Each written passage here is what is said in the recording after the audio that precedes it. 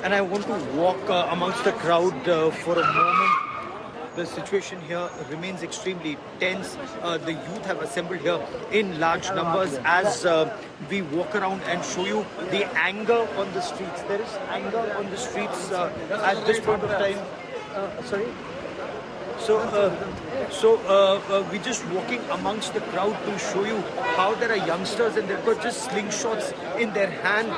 With these slingshots, they're taking on the Israeli forces behind those barricades behind me. So youth have assembled here in large numbers. There are women. There are those who have the Palestinian flag.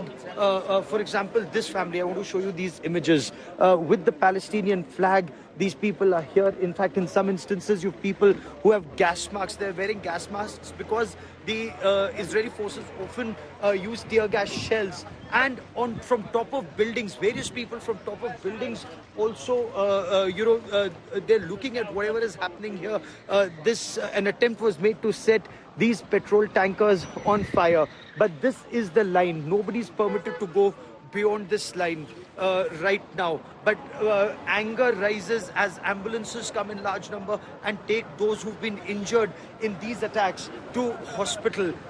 Look behind me. So ambulances are now lining up all along this road as people are taken to hospital with slingshots. They're taking on the Israeli forces behind those high walls. The anger is at the targeting of civilians in Gaza.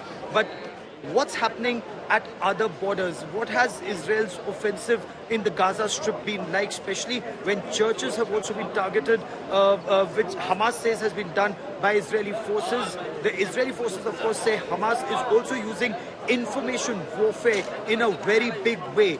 No hospital was targeted by Israeli forces, but Hamas said that it was Israel that targeted the hospital, and people suddenly moving to a side. Let's get you more in this report.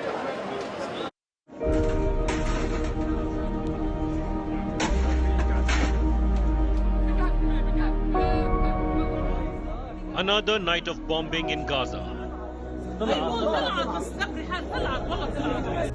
A historic church sheltering civilians is struck by a deadly blast. Many were killed, scores injured in yet another attack as Israeli forces gear up for ground assault. Hamas is blaming Israeli airstrikes, but Tel Aviv has vehemently denied any role in the attack on the church, one of the oldest in the world. After the Greek Orthodox Church was targeted, the Palestinian authorities are blaming Israel for it.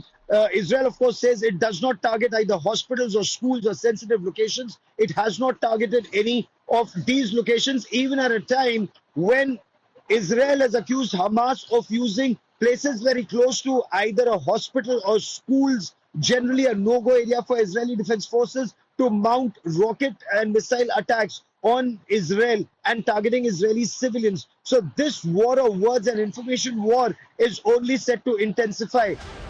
The survivors of the attack narrated the horror, how they believed they were safe in the church when they really weren't. They came here to escape the airstrikes and the destruction. They thought they were safe here. The destruction followed them. Rescuers dug through the rubble in hope that they would find survivors. Many are believed to be trapped under the debris. No fuel, no power, no proper water supply. Gazans endured yet another night of bombing amid uncertainty on whether Rafah crossing will open, allowing humanitarian aid to the people of Gaza before the imminent ground invasion. With Gaurav Sawant in Palestine, Bureau Report, India Today.